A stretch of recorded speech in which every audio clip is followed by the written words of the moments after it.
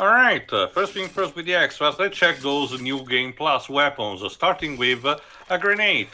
The Backlash Grenade, which has only recently been seen on the battlefield. It is an extremely rare munition believed to be of human construction. Although the origin of its technology is unknown. When used, the grenade projects a spherical shield, which will damage any Chimerian creature covering it. The shield also reflects most Chimerian weapon fire, effectively turning a Chimerian creature's own weapon against it. So to sum it up, it's spherical. Aha, the Backlash Grenade, the main weapon used by critics in media. Sure. I will also take the time to actually showcase a bit how they work, so you get a taste of what they will be like. Again, these are located throughout the entire game, so I'm just cutting to which specific levels do they. The one that you already saw. There you go. The one that you already saw was the dual wielding pistols that we got in the first level, so no use on seeing those again. So yeah. Go on. I forget if we've already discussed this, but what is your favorite weapon set? No, you haven't. I haven't said yet, but I'll get to you back later. The Arc Charger fires a blast of energy which briefly clings to organic tissue. Additional blasts increase the intensity of the energy. Pressing L1 triggers the energy to arc to nearby targets. Upon striking additional targets, pressing L1 will arc the energy again. The energy powers increases with each successive arc, as does the ability to strike new targets. With the proper timing, many targets may be attacked at once. The arc charge is particularly devastating against multiple enemies, where it can develop maximum intensity. Again, if you remember, this is actually a weapon carried by one of the main enemies in the second half of the game, and the game teased you to get it, but you can only get it at this point in New Game Plus in the bunker. So let's give it a shot. It's not my favorite, but you know, it's sure it does the job it's supposed to do. Very nice.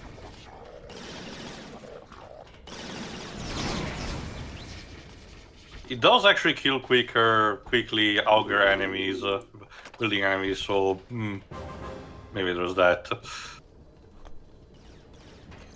Maybe let's try to run a group of enemies this time.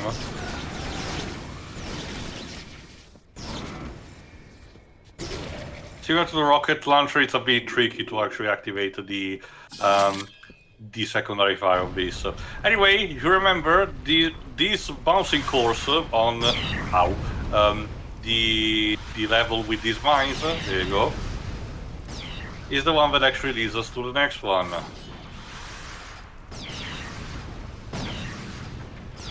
I can hear Ted Price having a laugh because I have to do all this jumping and ducking. And it's like he's commanding you to do it, yeah, basically. Jump, sit, roll over. And here you find the L112 Dragon, an excellent weapon for attacking Dug in Chimerian position. Its short range is overcome by its abilities to damage numerous targets simultaneously with a single sweep. Pressing L1 releases an atomized chemical agent, which is catalyzed to produce a jet of caustic vapor. Holding M1 develops a cloud of uncatalyzed vapor. Raising L1 will catalyze and launch the cloud. It is useful for area denial, as the cloud remains deadly until its chemical reaction is completely exhausted. So it's not just a flamethrower, it's a chemical flamethrower. And you're about to see in a second. As far as game, FPS flamethrower goes, this is fine. I've seen better, but I've seen worse. It does look cool, admittedly. That blue... It's because it has a blue flame, And lastly, the most bizarre of weapons, the Splitter. An advanced Chimerian weapon. Its potential for collateral damage makes it uncommon outside the most hotly contested battlefronts of the Chimerian invasion. Pressing R1 fires a packet of high-velocity explosive rounds. Pressing L1 will split the rounds multiple times. Holding L1 increases the distance between the split rounds. This can potentially create a literal wall of gunfire to cut down whole squad of opposition. It's actually easier than it sounds. It might be overwhelming at first. Essentially, what it does is that it has a bunch of projectiles compacted in like an hexagon, I think. I'm going to showcase it, and using L1 actually divides them into different groups, splitting them up more and more until you get like a line of one. That last weapon earlier, the enemy should have been like, I'm blue, dabba-dee-dabba-da! Well, at least he didn't blow himself. Alright, let's see. It's a bit tough to actually, properly showcase it in action because each surface or enemy the packet comes in contact with, explodes automatically. There you go. It's a bit weird to actually properly understand, but if you actually master it, you can actually dispatch an entire squad just by moving around and not firing the shot. I wouldn't call these the game's BFG, and quite frankly, these games do not really have an equivalent of a BFG, unfortunately. But it's definitely the most unique weapon, and definitely Insomniac inspired. This could be perfect in Argent Clan game potentially. So it's pretty cool. Also, while we're at it, let's also use these to showcase the Dragon secondary fire. There you go. It basically creates an effect on the screen. How effective? Blinds the enemy. Alright, now let's get to these rewards. We have two concept arts, the behind-the-scenes video, an option to flip the levels, the skeleton skins, which is used for the multiplayer thing, and also backpacks in the shape of Clank for the British actually allies. So we're gonna also see that again, cute Easter eggs. But first, the concept arts. I don't remember if it was the same, the same artist throughout. But during that interview that I mentioned that we will see at the end of Resistance 3, that artist, is gonna talk about it, and he worked for Insomniac, usually for this series. And I think he did a good job in actually showcasing, the environment and the enemy types. Going off of the concept art, it does look like we were supposed to have a battleship level. Remember, that was supposed to be the tutorial that was scrapped. In the cutscene where Haley is, saddling up at the beginning with the helmet and everything, he's supposed to be on the battleship, ready to take off. So yeah, here we go, the bunker with the angel and everything. So yeah, they did stay relatively close to in the finishing product to these environments. So there is that. They went through definitely to a mid 2000, realistic, quote unquote, comic book look. What I'm referring specific is that when a comic book, like superhero comic book, tends to have an artist that tries to do more human-like proportions, environments, and expressions. So they probably wanted to do that. Thankfully, in the game, it's not, this on this level, but there's still a bit of a compromise. But like I said, the art style technically will improve as the games go on, thankfully. There you go, the tower in London, or at least something construction to it, the Goliath. So surprised we didn't have a Big Ben level. Oh well, I don't remember them mentioning if they wanted to make. Maybe there is one in the multiplayer maps. I don't know. Or maybe maybe they didn't want to be too obvious, I suppose. I don't know. The only major landmark that we have seen are the Tower Bridge and the Manchester Cathedral. So it's where we don't have the Westminster. There you go. The bug that inject you, the collector.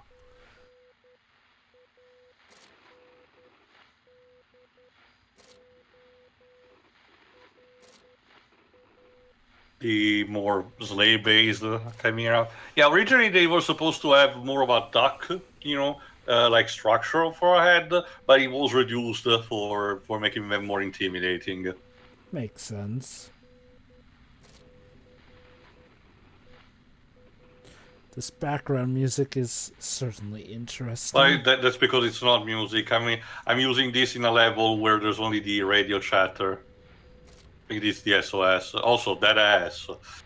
Goodness gracious. It's like a comic book female character from the 90s.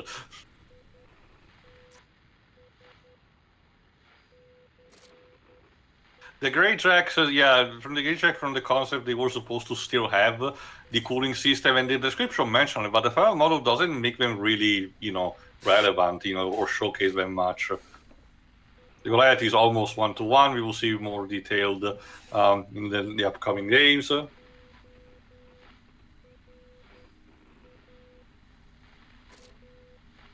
You got the Angel.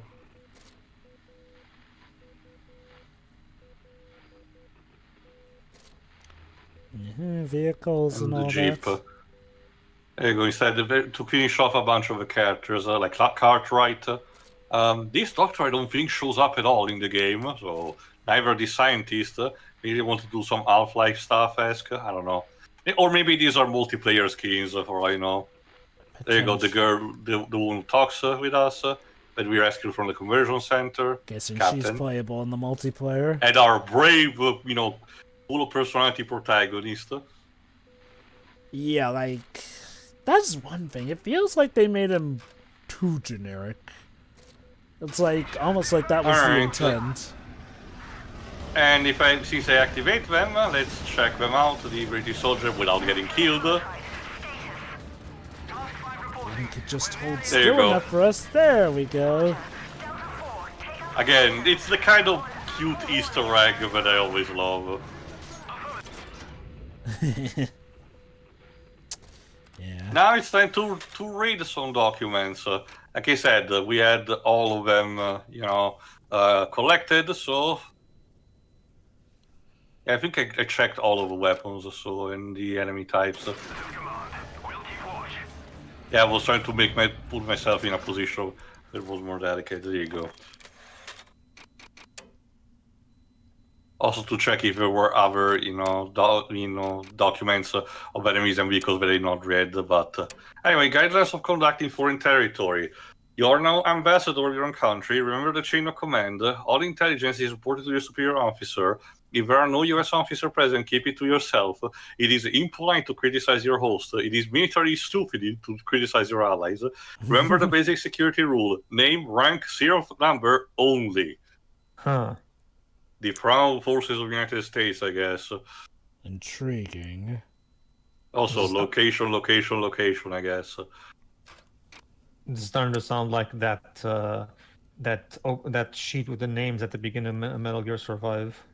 Climatic observation, creatures enter through the airway. Some remain outside with injuries. Injuries are self-inflicted, bruises, laceration. Victims compulsively try to tear the creatures out of themselves. Comatose state, no pain response, rapid shallow breathing, static pupils, a feverish temperature, profuse sweating, dehydration appears, inevitable if they remain where they lay. Enemy sometimes kills outright, other times infect bodies, leaving them comatose. Found 2 uninfected corpses with their flesh almost entirely eaten away. Infected bodies are left alone. Wonderful. March 23rd, 1950, Medical Journal, Dr. Ian Coxon. Further research into Chimera physiology suggests their rapid regeneration ability may be the result of more than their metabolic rate alone. We have known for some time that sufficient damage will kill a Chimera outright or leave it with lasting wounds that the creature cannot heal. But recent research suggests the Chimera developed a symbiotic bacteria which complements and amplifies their healing abilities. The bacteria suspended in a viscous yellowish fluid, our researchers have done the Symvac serum. We believe the bacteria is likely destroyed during the healing process, which means the Chimera will be dependent on further injection of the serum as it sustains more damage. This is there to explain your med kits basically, because that's what you get after Hale gets infected from the second level onward.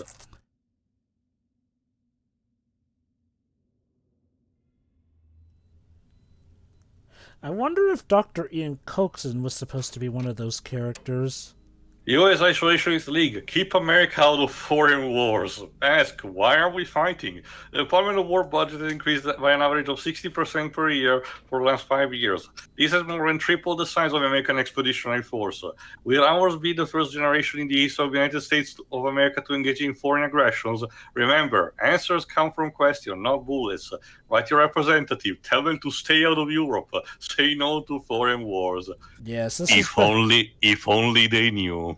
This is back when America did not want to get involved in foreign affairs. It was literally in your constitution at the beginning. Yes. Possible biological agents involved. AA makes their support unreliable. Enemy show no sign of self-preservation. Expect suicide attacks. Kamikaze. Well, remember, the Chimeras, rushed in because their strategy is for quantity. 22 June 1951, 1736 GMT, There are some of the Cloven, quote-unquote, in the holding pen across from us. I hope we get to see them infected before the crawlers get to us. I bet they make slip skulls out of the devils. 2118 GMT. The Cloven have been screaming for hours.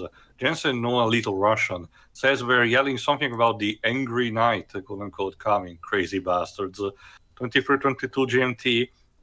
The Vanilles finally began infecting the Cloven. They didn't fight against the crawlers. They all simply chewed the veins out of their own wrist. They bled to death rather than be converted. 2359 GMT. Ah! We will learn more about the Cloven technically in the next game. Who are they supposed to be?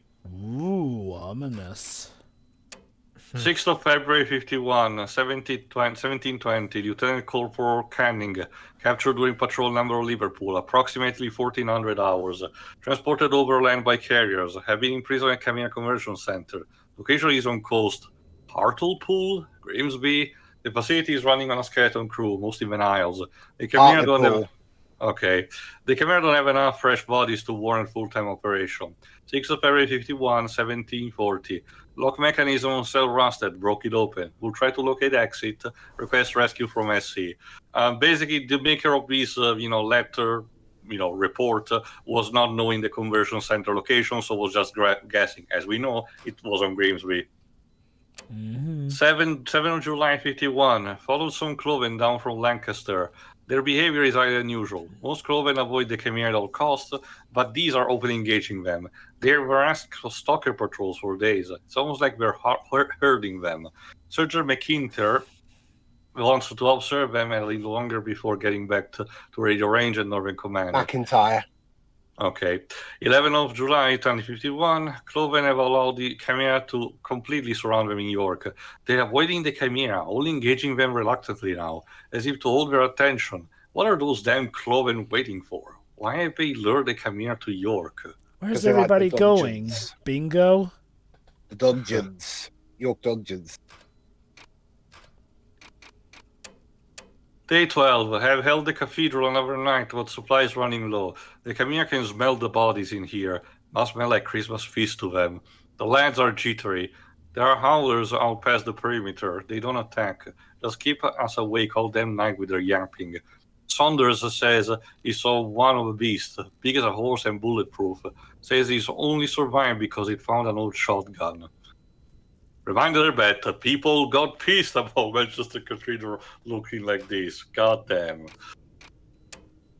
Seems the crawlers avoid infected bodies have been stacking the comatose bodies of our friends against walls to keep the crawlers out.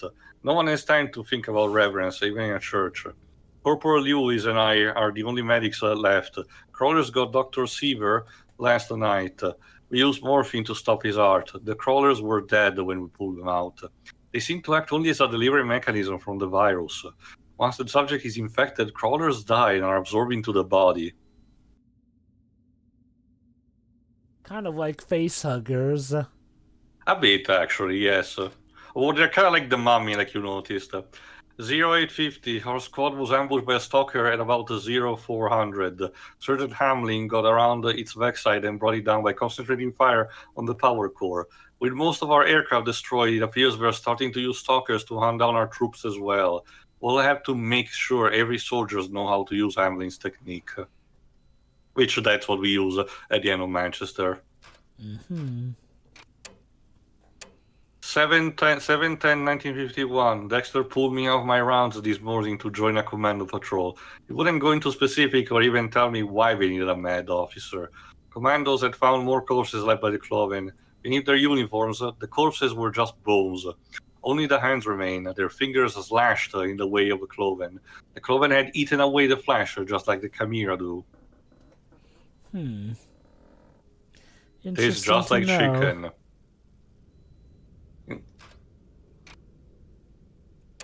Tunnels converging Nottingham appears to be a strategic junction for Chimera. This is why the operation was leading there. Of course. 27th of January 1951. Encountering more of these foreign soldiers each day. They match the description. Northern Command gave us up, quote-unquote, the Cloven. 29th January 1951.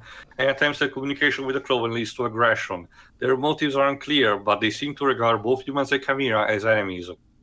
31 of January 1951, we caught Cloven scavenging the bodies of our soldiers after a recent battle. It's unclear what they wanted them for. We know the Chimera devour their own wounded, but I can't imagine any man, even one of the Cloven, resorting to such savagery.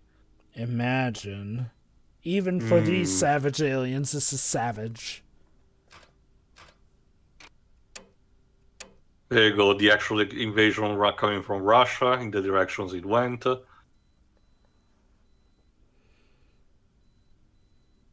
Oh well, guess we're all boned. Or are we? The blueprint of a specimen tank in which the angel was kept. Virus creates radical physical alterations. Human growth triggers are just for each chimera phenotype. Metabolic rate is accelerated 12 times to accommodate. This yields rapid cellular regeneration and a wound healing response with virtually no scarring. Core temperature is nearly doubled. Manifestation of hybridizations can be studied, but with instruments available, I'm unable to isolate the virus itself. Oh.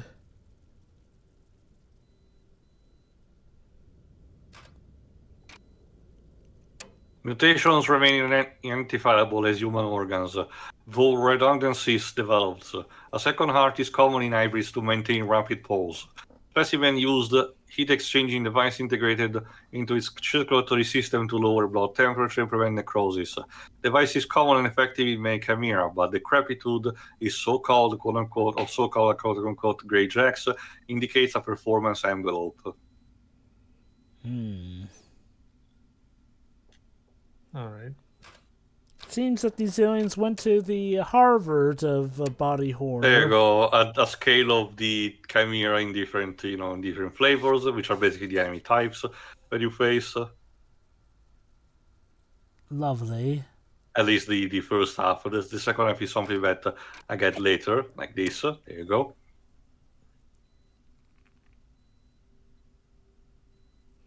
Guess you really roll the jackpot if you become an angel in that species.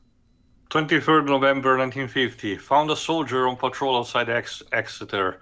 Looks like he's been on his own for quite a while. Doesn't talk much, but he ate a day's ration in about 5 minutes. 25th November 1950. The soldier's finally coming around. His name is Butler. He was there when the Chimera took Salisbury. They had prepared for a ground war, fortified trenches, tanks, the full Monty. But the Chimera tanked with spires. Crows infect all of Salisbury in minutes. Butler won't say how he survived. Everyone thinks he's just plain ran. Nobody will blame him. Sometimes it doesn't hurt. Chimera base with vehicle production facility, no access roads. Tower appears to have been excavated. Nottingham Tunnel Junction. Remember, this is for the mission which Cartwright and Hale has to discover, the tower, so that's speculation. 15th of January 1950, 1300. They've had us unloading crates of VTOLs all day. They say it's just enough equipment for NC, but they've got over 100 men guarding the loading site. 16th of January 1950, 1630. I noticed some of the crates had American flags on them. Doesn't make sense. Everyone knows the Yanks are staying out of the war at all costs. Yeah, totally. Remember, Hale Squad was basically just there to study what was going on. And then they got attacked. 12 of July 1951, 11:15. Based on full alert, Captain Parker just left in a hurry with 2 commando platoons. Northern Command was attacked while we were fighting Nottingham. No word on survivors, but it sounds bad. You all know Southern Command will be next. It's just a matter of time. I've got extra ammo stashed in the map room. When Chimera come, I'll be ready. Which is an optional thing that you can find, to get that extra ammo. Neat. Broadcast Standard Guides. British Army Broadcast Standards, Section 11.2. Do encourage listeners. Do use words like hope, victory, and freedom. You carry the hope of a better tomorrow. Our citizens are relying on you. Don't let them down. Don't list exact casualty figures. Don't use words like alien, genocide, Armageddon. Negative speech hurts morale. Don't give aid and comfort to the enemy. And the dribbling on the bottom says something like, all right, we need to make sure who's winning the war. Also, insert your own Monty Python joke about it's a wonderful world being in the modern British Army. Well, jolly goodwill to see that our cousins across the pond are keeping up the morale. Well, it's more propaganda than anything, but sure. This is one of those Anyway, cases where...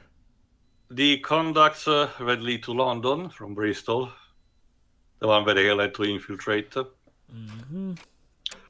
15th of March 1951, 0830. We were hunting down a group of Cloven when they came here and ambushed us. Sergeant Drake and I got separated from the squad. We finally found them, or at least what was left.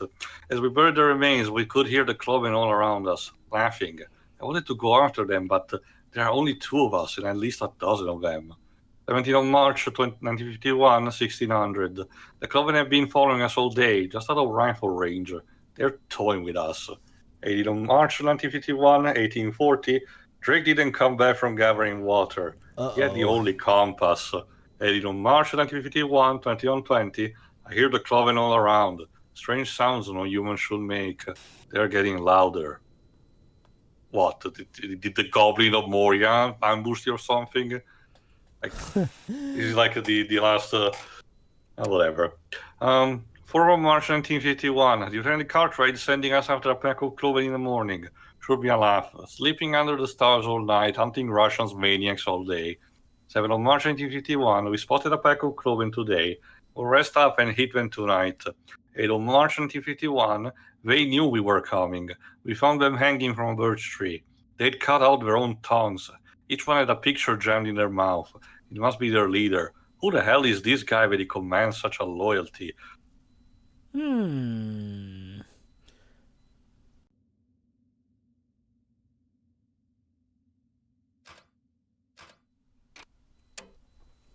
Co-pilot's log. Flew into something, controls went all to hell. Coxey lost it, broke formation, flew right into enemy flank.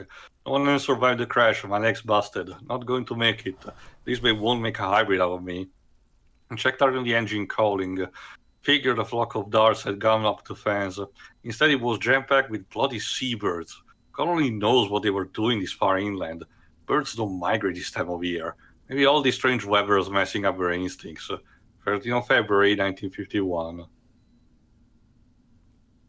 And yeah, if you remember, the tower in London was actually, creating a cold environment. So yeah.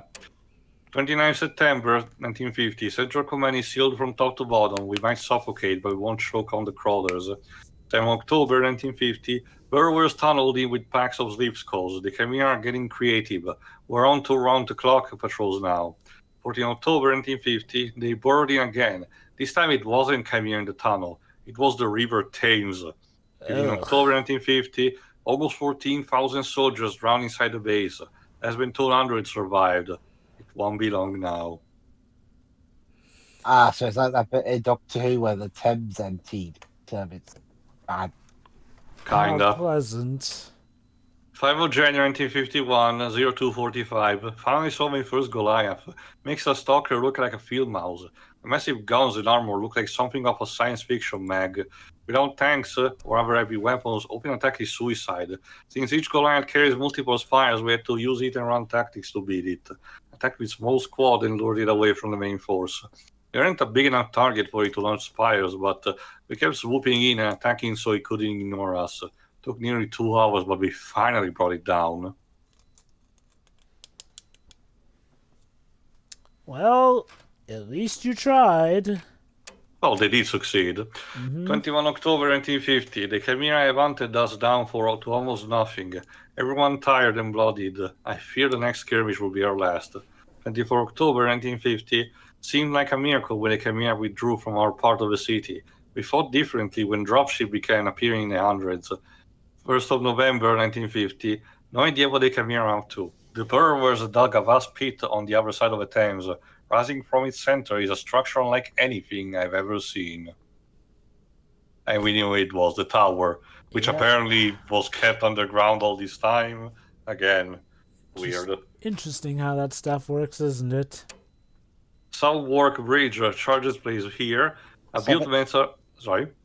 Southwark. Okay. Abutments are iron reinforced concrete. A single simultaneous detonation at marked location should result in total collapse. 12 September 1950. Dear Lieutenant Sean Wickham, we regret to inform you that your wife, Emily Wickham, has not been designated for inclusion in the preliminary stage evacuation. Mrs. Wickham has been transported to a holdover camp in London to await passage on the next available vessel. It is our hope to save every British soul.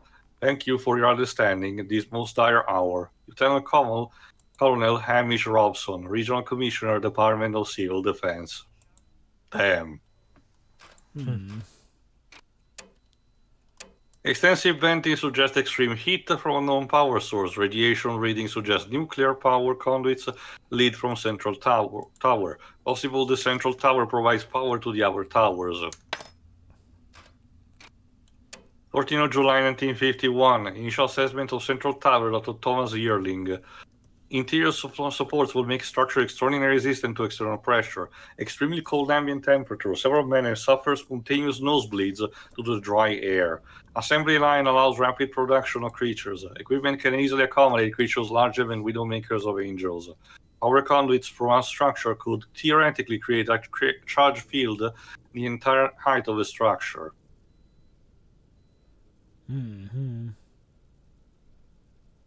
And lastly, about the Angels. British Intelligence Corps Caribbean Command units, commonly referred to as quote-unquote angels due to exhaust plume from mechanical apparatus. Apparatus believed responsible for their flight ability. Angels capable of directing every Caribbean for all unknown means. Because of ability to summon reinforcement, they should never be considered to be alone. The loss of an angel would deny the enemy leadership. Potential for disruption to the Caribbean makes the angel a priority. They should always be the primary target. We'll get more of that technically also in the sequel. So yeah, the last thing that remains to do is actually the behind the scenes video. Alright. Let's get down to the nitty gritty. Let me guess, no subtitles. I think actually there are. I cannot tell you how bigger they are for this case. Hi Ted. Concepting for Resistance. We knew Oh, we wanted to do actually, there are no, subtitles. They are, but they're selective. I don't know what to tell you. We're trying a lot of things with this game that nobody's really done before. We're looking at crazy weapons. We're looking Are you sure about that, Ted? Okay, to be fair, this was like kind of at the start of when shooters were starting to... Also, PR statements. Yeah, like, okay, I'll give him credit. This was given at a time where that kind of PR statement would not get all the eyebrows And raised. maybe talking in the context of PlayStation alone. That could potentially be the case too. Designing Resistance Fall of Man, we knew we were up against a lot of barriers. First of all, there was this public perception that a company like Insomniac really wouldn't be able to do a dark, more mature game. We are known for more comedic games like Ratchet and Clank, where it's all about the humor and the goofy weapons. We had to come up with a story that was a little bit more gripping, perhaps. That was a much more story? unique than the stories we've written before. I mean, it technically was. It's just that it's not a not very a fun interesting one. Like, I'd say it was the bullet points of a story, and I mean no offense, but again, if you're trying to shake the idea that you do better with cartoonish, more lighthearted games, Ratchet and Clank had a much more fleshed out stories. Even by this point, yeah. We really had to change our way of thinking. Like, work. okay. I don't know if they hated the public perception that they worked better with cartoony games, but if they were trying to shake off that perception... No, they were not. They just wanted to experiment new things, ideally. Okay. We really wanted a game to feel really Gritty, immersive. Ah, yeah. I remember those PR words. Let me tell you, Jova, it gets worse by the next game. and that's really something unique that Now, I again, think to people give haven't him seen credit, before. this was back at a time when those words weren't milked as dry as like a cow off a farm, but still, man, hindsight, it really gives that Seinfeld is unfunny vibe. We wanted to use Wherein, you know, even if they were some of the earlier people to do it, Also, you may notice that during the attacks of the Leaper, there was a prototype of that, and he told you that to shake off you could use a joystick and not the 6-axis. God. Resistance Fall of Man is to work with design and creative and come up with how to actually pull off these crazy things we talk about. we have these meetings where the whole company comes together and we'll discuss weapons or enemies. That room or kind of looks a bit traps or small ways to for a surprise team the that player. big. And then gameplay's primary. Well, around this time, action Insomniac then wasn't figure out how to make that extremely big possible. of a team. Through the development process, It only grew up as, you know, as time went by. How weird, given how heavily Sony were hinging on them at the time. Also, that gel haircut, dude. Ah, yeah, that's some good old early to mid 2000s. We started thinking hard about what we could do with the enemies to make them really aggressive and scary. What we could do with events in the game to shock the player, and what we could do with our weapons to make them much more... Like I said, the weapons are relatively of an highlight of this, so, you know, I will say that at the very least on that, they succeeded more on a lot of other shooter. Like, Homefront technically has more of a story, but the weapons in it are so goddamn boring. And while Homefront does have more of a story, it's not really an enjoyable story, I'll admit. Well, again, in comparison, it has more than this one, but this one Yeah. has more creativity behind it, that's what I mean. Yeah, I can agree with that. Military weapons, because you've already played those games. I designed the fun things first, and Again, according to these interviews, it seems like they genuinely had fun to some degree, so... Okay, I it guess sounds there's that. it sounds like they were definitely focusing more on the gameplay than the story, at least if that last bit is anything to go by. What else the player can do Again, besides just moving around and shooting. We will see later... We will see later, like I said in that Resistance 3 interview, that originally the game was supposed to look and have a different story, so probably a lot of stuff maybe because of the cutting and reworking, that's probably why also we didn't get a lot of stuff in this.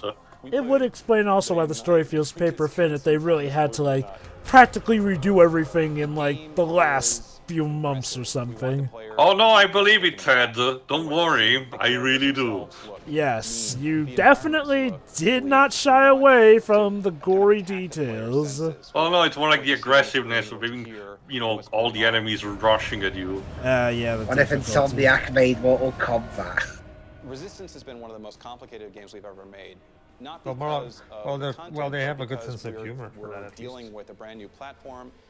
We were dealing with a brand new production pipeline. We had a lot of new I don't folks think coming onto the Insomniac have project, ever done a and we had to fighting game, juggle all have the they? stuff. At the same No. time, we were trying to keep Plus, you we're really, really busy. We're making Ratchet and Clank literally comes out in like, I don't know, a minute. Number one is collaboration. I think that you can't make a great game without collaboration.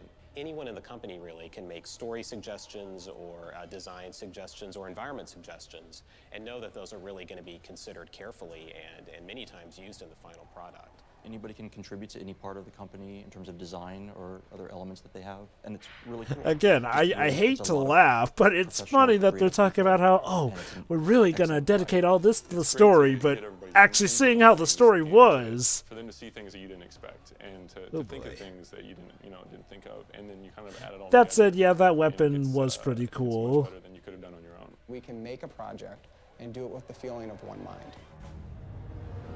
Great game, pure fun. The thing that is going to be received really well with this title is the fact that it features a lot of variety, and that's with weapons. I'll definitely give them this. They do get down the weapon variety good. Also, the Auger projectile looked different earlier on.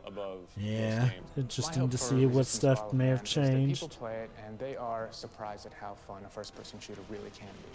Actually, for me, the best thing would be if nobody could make a first-person shooter ever again without having it be like Resistance. Oh boy, how Like I that said, is. Doom 2016 went to spank every one of these other shooters in the ass and told them that it can be fun again. Pretty much, yeah.